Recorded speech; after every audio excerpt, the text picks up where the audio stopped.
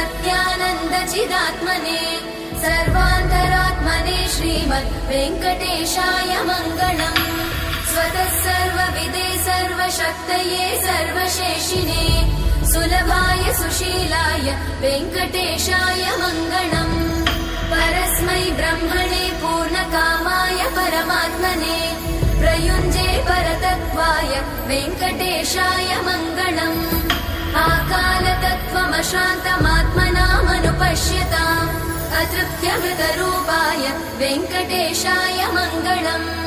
प्रायस्वचरणौ पुंसां शरण्यत्वेन पाणिना कृपया दिशते श्रीमद् वेङ्कटेशाय मङ्गलम्।